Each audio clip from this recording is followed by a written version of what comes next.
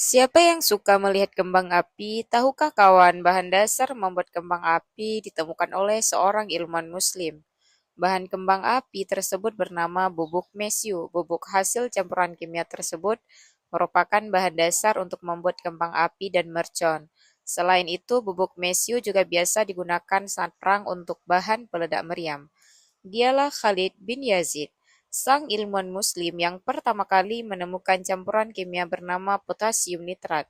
Formula kimia inilah yang kemudian menjadi bahan utama bubuk mesiu. Hasil kimia ini tercipta di abad ke-7 Masehi. Dalam dunia Islam, berkat jasa Khalid, Muslimin telah memenangkan banyak peperangan melawan musuh. Penemuan besar itu kemudian dikembangkan oleh bangsa Barat, bahkan bangsa Cina pun baru menemukan bubuk ini 2 abad setelah penemuan Khalid. Yang menarik, Khalid sebetulnya bukanlah seorang pakar kimia, melainkan seorang pangeran muda dari kekhalifahan dinasti Umayyah.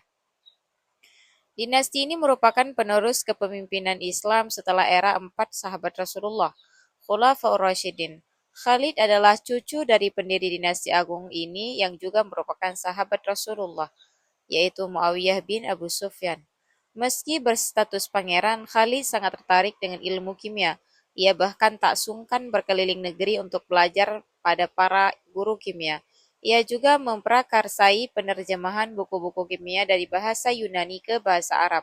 Tujuannya agar anak-anak dan pemuda Muslim dapat mempelajari ilmu kimia. Di usia muda, Khalid sudah diamanahi jabatan pemimpin negeri Islam atau khalifah.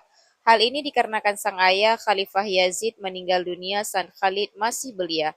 Namun, kesempatan menjadi pemimpin Islam tak diambilnya, ia lebih suka mempelajari ilmu pengetahuan.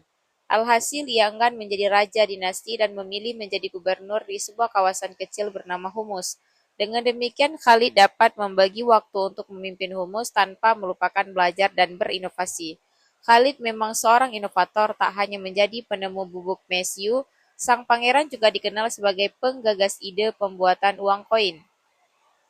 Maka kemudian ia dikenal sebagai pembuat koin untuk pertama kalinya di dunia Islam, yakni pada tahun 76 Hijriah atau setara dengan 695 Masehi. Selain itu, Khalid pun ternyata sangat giat menuntut ilmu agama, terutama ilmu hadis. Ia begitu banyak meriwayatkan hadis Rasulullah sehingga ia tak hanya dikenal sebagai pakar ilmu kimia, tetapi juga seorang pakar ilmu agama. Begitulah kisah kehidupan Khalid. Ia meninggal di usia yang cukup muda, namun dengan singkatnya usia, Khalid ternyata mampu melahirkan banyak karya. Ia pun disebut-sebut sebagai ilmuwan muslim pertama yang membuka pintu bagi datangnya ilmu pengetahuan ke dunia Islam. Setelah era Khalid, lahir ilmuwan-ilmuwan muslim yang jumlahnya bak bintang di langit. Sama dengan perjalanan Khalid, mereka para ilmuwan muslim pun memiliki karya yang mampu mengubah dunia. Barakallahu fikum.